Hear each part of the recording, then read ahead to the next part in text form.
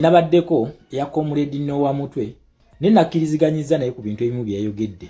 era tugenda bimanya mu eno video kubanga nakugambye eno revolution gye tuliko eri historical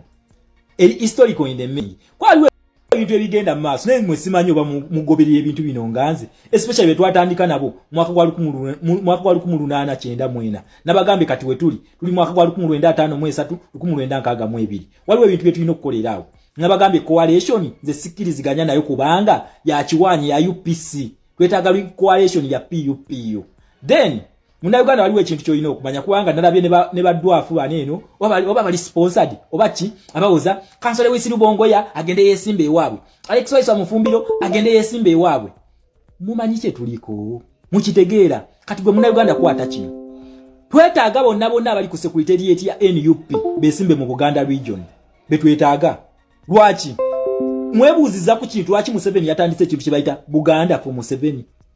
mwachi ebuuzizaako lwaki Museveni yatandise initiative eyo nabagambe foreign policies zayingidde mu Uganda okitegere ekintu ekyo naye kugamba nti Rwanda Kagame ali mu kwegula ku batuusi n'abatwa naye kugamba no mu Uganda Museveni ali mu kwegula ku ki ku Baganda lwaki akola ekintu ekyo nakugambe change command chain ya command oba mu revolution ekyusa Uganda ejyawo mu Uganda mu Buganda region bweri chain of command oba tunuulidde nti nno strategically nga twagala ku strategizinga kulumba kasajja kano tulina kozesa ki tulina kozesa Buganda region wetugamba muno kati strategically twagala kulumba kasajja kano tulina kozesa Buganda region spiritually Buganda region yeri mulidi lwaki ti Buganda region yeno ate yakwata amaanyi negawo omusatu sono spiritually okitegere ekintu ekyo spiritually eriawo naye all in all tuddayo mu kaluka mwaka gwa 1962 wetukaddamu ako kaali katya bakuba omusajja akalulu bakuba abasajja bana akalulu naye akalulu akasinga kabeeranga mu Buganda region yawo oshegera kitegeeza newoje waneno mu constitution ya Museveni newo tujje waneno tino okay tugenze mu biseera byaliro kwanza nabagamba sibikiriza mwe tuba tubigenzemu gundi esinga abalonza abangi erida wanabagamba Uganda yonayo nasi yejjako Museveni ekyo tebakibalimba just tuna kubeera na chain of command within Buganda then ogusigadde gonna gugenda kwaka kubanga egwakiraawo n'empewo za Uganda zonna we zitandikira so twetaaga ki twetaaga chain of command so kansole w'Isiri Bongoya okwesimbawo muve ku bano badwafu bano ba revolutionary dwafu abasiriwaza it is a strategy a revolutionary strategy ate Museveni yagitegedde dda era kuli chemba saba kino totuula na muntu ku live oyo ayogera bya kisiru nti bagende besimbe wabwe lwaki besimbe wabwe tubagala mu Buganda kwa wali amaanyi agakyusa government we gali lwaki Museveni yalwanira mu Buganda lwaki yagenda eri ayite wabwe jali ayite wabwe nga nayo yesi bayo wesi bimwankole mu Western region lwaki sije agenda obana agenda mu Busoga region obana agenda mu Northern region lwaki sije agenda nagamba kanwanire wano mu Buganda tubeere mwama tubeerenga mu tubalenga revolution eno mangu tubeere babazi ba mangu kyoka Museveni Western tajeetaaga wewasinga ne ba MPs abangi naye kati alese ka strategy akobulimba mbusimanyi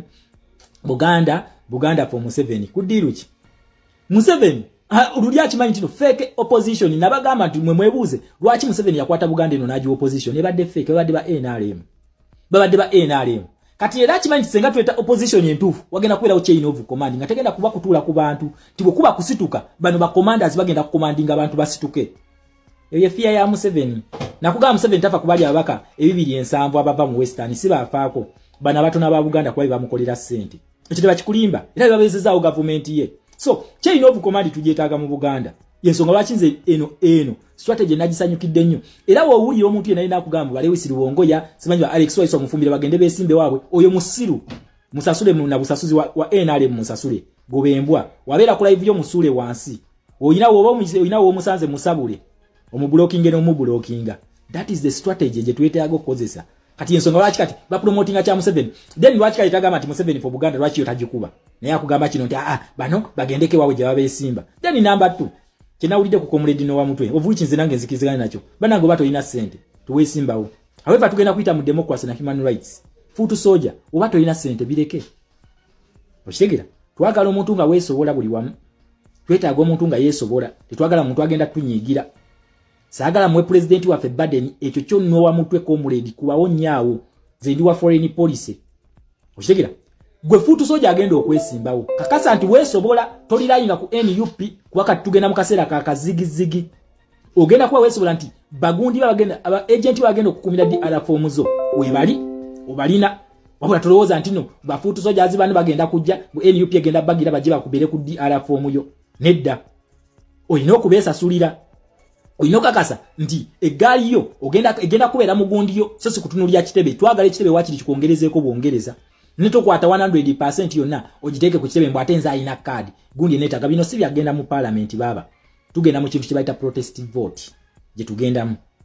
tugenda mu protestive vote so oyina okujja nga okimanyi tuntinzize mu protestive vote oyina okujja nga weesobola oba tuweesobola tulina bingi ebyokukola tulina bingi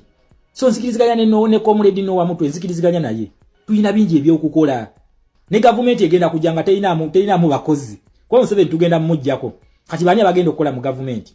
kubanga tugenda kwera n'ekintu kye bayita separation of power whereby tugenda kusinkana MP ate nga ali mu executive wing aho tebeerayo gundi kyovula Museveni atufuga bwati osanga omuntu nga minister ali mu executive ate nga member wa parliament ali mu legislature tunamu holding adi accountable tugenda mu holding adi accountable nga ali mu gundi zombi ku front zonna so futu soja gwe nawe najja kakasa nti weesobola kabula oba tuweesobola genda weesimbeyo ku bwa kansala tujja kuwagira kubanga tuwetaga mobilization nene nnyo wa kansala obeera ni just na byalo dana walo butono nnyo oshega genda weesimbeyo ku bwa kansala oba si ekyo bireke bijeke tujjeko Museveni kubanga twagana okukendeza amagundi ya parliament wabula tupushinge nino omwana gwe nalabya akutte ekizindala gamba kansole wisi Lubongo yafu Kampala Central big up lady sakutegedde linnya lyo ne respect tupike twetaaga ba komanda bonna nga bali mu command centers we bagenda okubeera oshegera tubeetaaga nga bali mu command centers lwaki Buganda region ye kikola spiritually Buganda politically Buganda strategically Buganda so twetaaga avenues ezo nga zina chain of command ekintu bakita protestive vote gwe mulundi gwe tusembayo kwegatta mu kalulu ka Museveni so ate ekyabafuutu soja nakyo kigenda bayambako bato ina sente obuteesimba kwate twagala kuyomba naawe bajja kumma kaadi onyigire bwereere ogezeeko okuteekayo omutwe gwo tukuwe fere tuliiko waffe ne wona atugamba nti nze mbadde ntambula ne president emyaka 7 lwaki tebampadde kaadi nga financial gundi yo tesoboka tugenda kusabula ekyo kyo nkikubulya mu bitiibwa kwagwe wokera ku macha n'ogenda against the revolutionary rules kwate mugendera ku party rules mugenda kuzaba revolutionaries the people power movement oshitegera kati gogenda against our rules bakumye kadi ato tugamba ogenda fuuka muyekera tugenda kusabula tukujje mu line kati okwewala okunyiga n'entondo mbadde nteesa tulinde government tukolere mu government ebifo bingi nnyo mu government bingi oshitegera so mbadde nsaba oba tuweesobola aye toyongera buzito ku kibiina ekibiina kirina bingi bye kirina okukola okulaba ntujjako Museveni oshitegera ekintu ekyo so saagala tuteekewo ntondo wotasobola waleke oba toyina sente zigenda kukola campaign bireke tuweesimbawo tulinde ewalala wabula obanga weesobola jangu go in for any place gy'oyagala ekifo kyonna ky'oyagala kirumbe okitegera weesimbewo ku kifo kyonna ky'oyagala so kubanga president yabagambye mwesimbewo naye tomala gajja kutala afiya olw'ensonga ekibiina kyaffe tekirina ssente ate twagala kuyomba na muntu so nze nzikiriziganya ne comrade no wa mutwe 10 ku 10 olaba General Sauda Madada yagenze kuba kansila General Sauda Madada asobola ayine bitabo byesimba kuba MP abina General Sauda Madada abirina ne twetaaga ba commanders so saba noonye emirimu okitegera ekintu ekyo so emirimu mingi nnyo nga tusudde Museveni oyo bafuutu soldiers respect sibavodde nenze nange nzikiriziganya ne comrade no wa mutwe jangu nga weesobola sibya 2021 then number 2 oyina kubanga obaddeko ku ground mvudde ku media house mvudde muziki anyway sinza agaba card naye nga kyange respect my people them